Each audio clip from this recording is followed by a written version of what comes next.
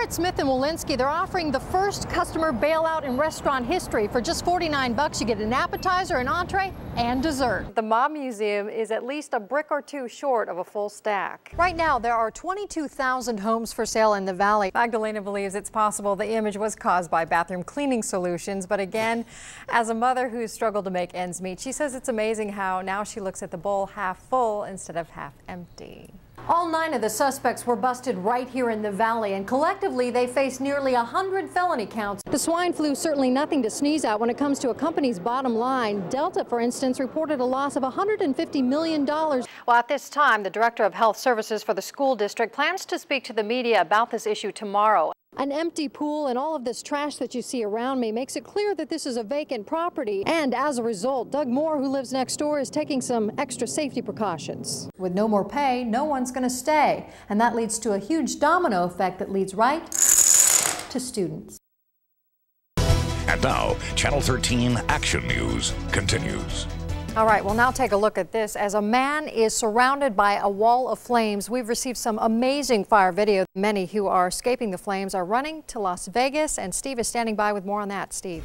And of course, we're talking about the smoke. Now you can see it and smell it, as Ben mentioned, and as soon as you go outside, that blanket of thick haze continues to hug the valley. Action News meteorologist Brian Schofield is here now with the latest on the air quality advisory. New tonight, live at 5, a popular barbecue restaurant is shut down after the owner turns up on Florida's most wanted fugitive list. They expected some delicious ribs only to be turned away, and now nearly a dozen employees are worried they won't get paid. Now this morning I spoke with the restaurant's general manager, who says everyone is simply dumbfounded after hearing that their boss was allegedly operating under an alias and without a business license. Well, at this time, we've confirmed that Thomas O'Donnell was arrested right here in Las Vegas. However, Metro can't release any more information because it was based on a federal warrant outside of their jurisdiction. And this is what's going to be in the Mob Museum. Now, if the moron called and wanted to find out the truth, instead of putting out a story like that, we would have told him the truth. One more time. He's a moron. Yeah. Okay, so far the city has spent about $300,000 on bricks from the actual wall. Now this is one we got from Home Depot, of course, but as you know, the mayor says that any hype about the museum is actually enhancing the museum because the phone is ringing off the hook of people who want to donate to the museum. So you spent some time at the hardware store tonight? That's right. Nice to have full disclosure on that brick. That's right. They did want to know what I was going to do with the one brick. Yeah. And your answer was? I was going to use it as a prop in a story, of course. About a moron. Turning now to the economy in crisis, the unemployment rate here in the valley is now at more than 12%. But a national retailer is making Las Vegas a better place to live by creating hundreds of new jobs. Kohl's is getting ready to open stores all across the valley, and when those doors open, 450 of your friends, family members, and neighbors will be heading back to work. Well, the fights in the octagon just keep coming and coming. After the break, Brian Dragonfly Salmon recaps last night's UFC 101. Criminal charges stem from a complaint filed by a neighbor claiming that Dr. Hammergren is in violation of Clark County building codes and that he failed to get the proper permits to store and display dozens of items.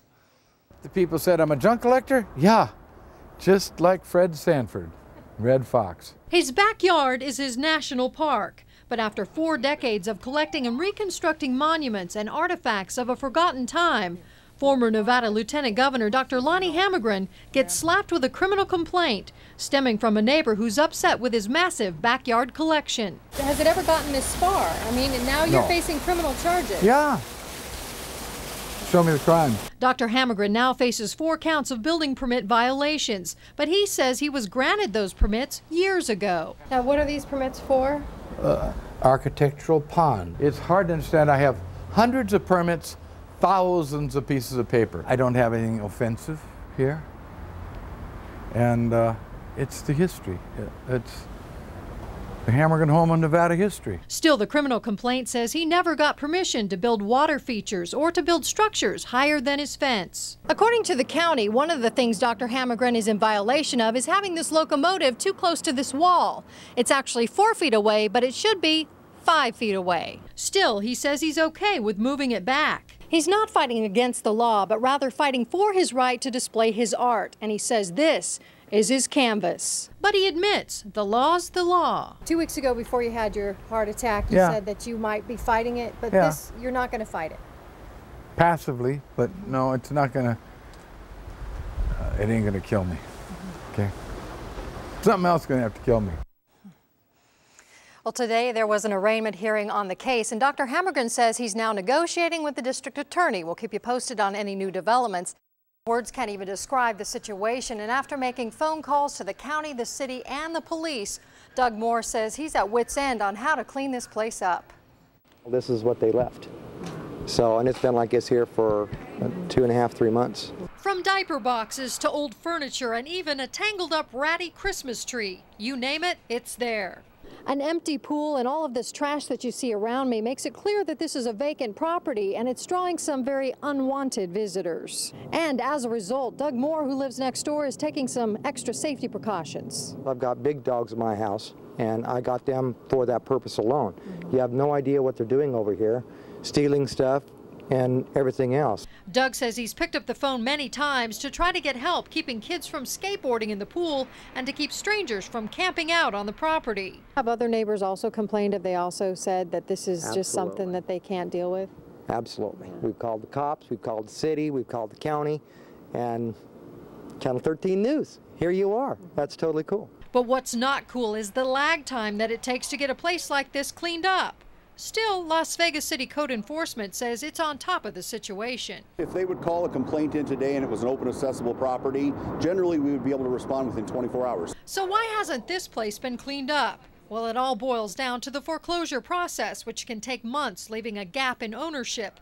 Hence, no one to pay the cleanup bill, because normally We'll send an officer out to examine the property, and if it is in bad condition, one of two things: we'll advise the property owner or bank to clean it up. If they don't clean it up, then we would move forward with hiring a contractor to abate the problem. So in this case, Doug believes it would be faster just to take matters into his own hands. I'd clean it up. Just give me the okay to do it.